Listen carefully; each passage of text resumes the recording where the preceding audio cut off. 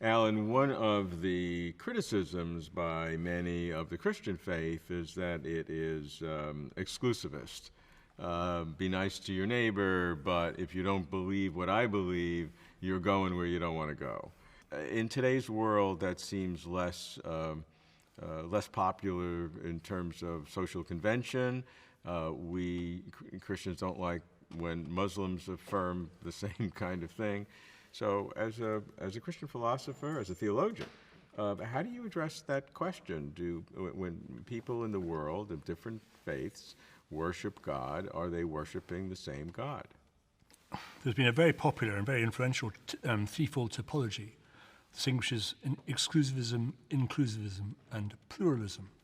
Okay, and the view is that what we need to, in religion, for the sake of worldwide peace, is to find inclusivist forms of talk about God, right?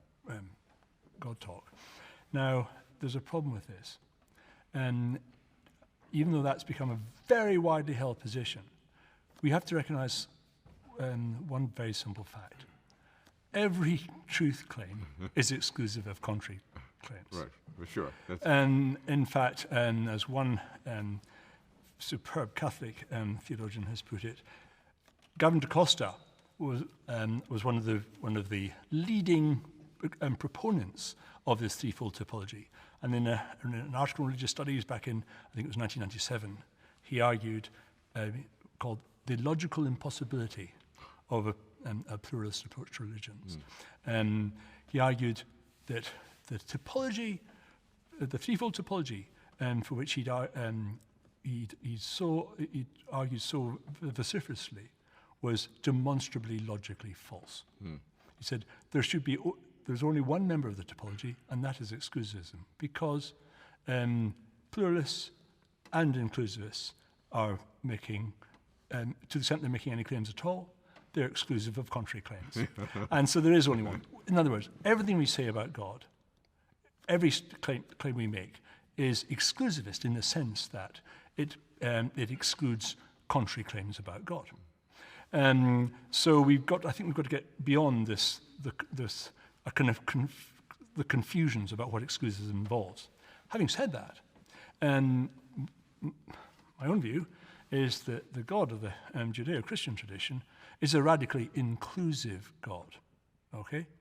Which we affirm by making exclusive truth claims, of course. Now that sounds contradictory, as you just said it.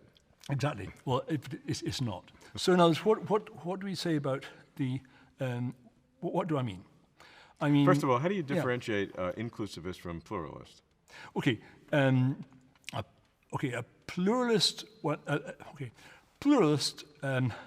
Pluralism is the view. All the different ones are equally legitimate. That's right.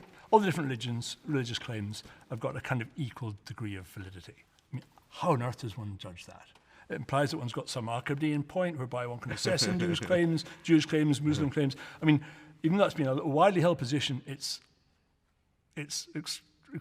extraordinary. Okay, and it's also thoroughly exclusivist because it's saying it's not the case that Hinduism's got it right.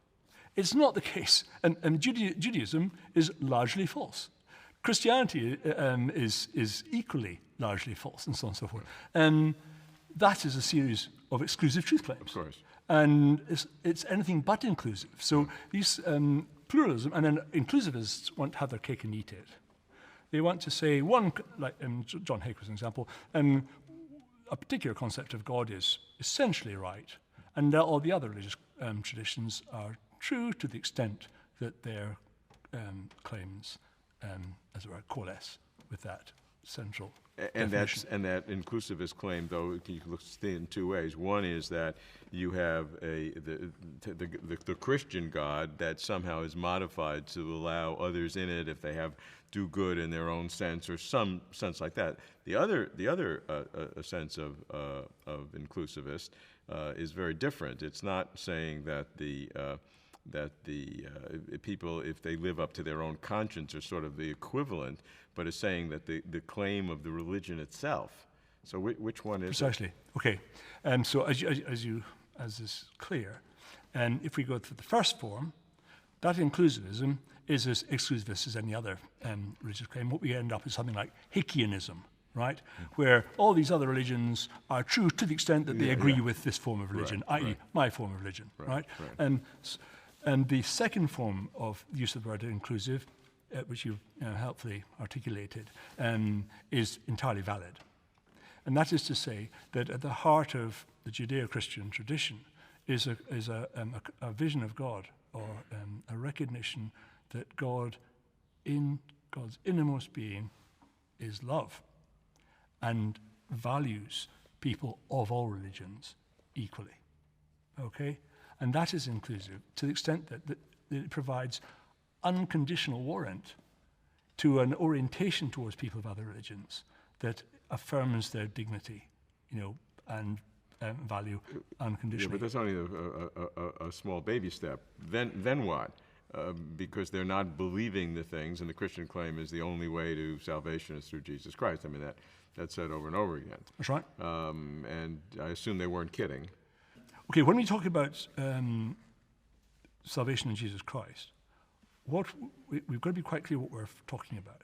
We're saying that in Jesus Christ, we see the God who so loved the world that he sent his only begotten Son.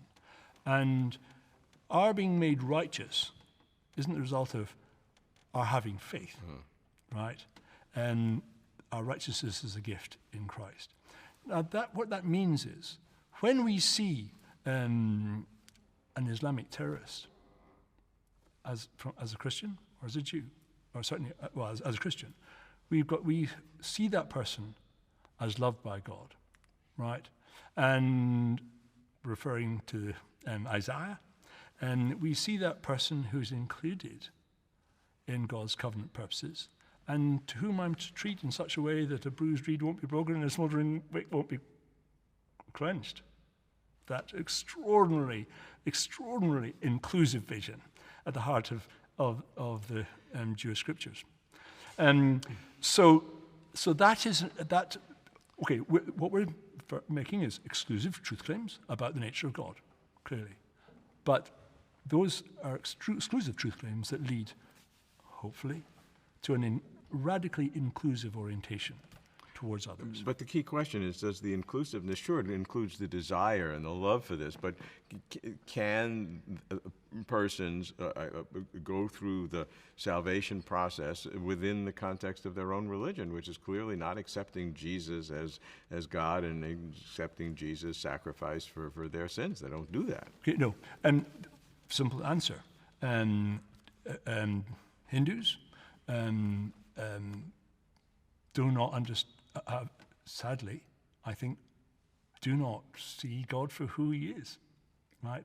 They do not see the purposes, God's purposes for the contingent order that are the key to understand every facet of life. Hindus would say, sadly, Alan doesn't understand the grandeur of God because he only sees this one sort of thing. When we see all these different characteristics, we have these different expressions of God, but it's one God, but we have hundreds or thousands, and Muslims have 99 names of God. Hindus have many more gods because they have a richer understanding of God than you. They feel sorry for you. Exactly. No, they do indeed. And Theravada Buddhists do as well, who, of course, are non-theistic.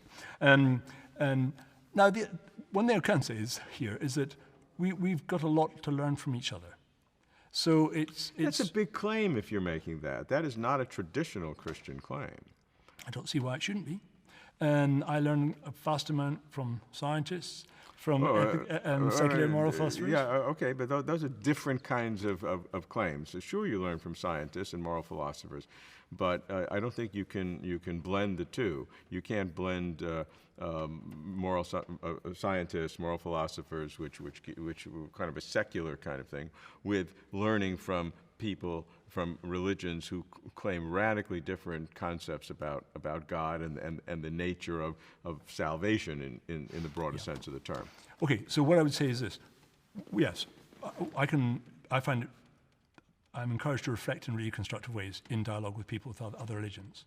But what's clear to me those who belong to non-Christian or non-Judeo-Christian religions fail to recognize a decisive fact, namely that we are not in the business of trying to get to God, but that God comes to humanity in history, in space-time. As Kierkegaard put it, to establish kinship with humanity. The eternal establishes kinship with humanity in time. And that kinship, the locus of that, is in Jesus Christ. And so that's a very exclusivist claim. No, it's not exclusivist. It's an exclusive truth claim, right? It's a radically inclusivist claim in the sense that... Sure, but all religions are inclusivist in that sense. All religions want you to join their thing. Maybe Judaism is a little bit of an exception. But don't all religions think, look, I'm right, and I hope everybody joins or believes what I believe? Okay, in that respect, there may be some commonality.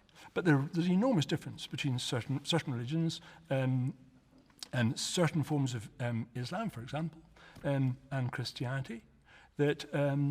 it is absolutely fundamental to the Christian faith to recognize that God loves everyone. Yes, loves those Muslims, not least these Muslim terrorists. Right.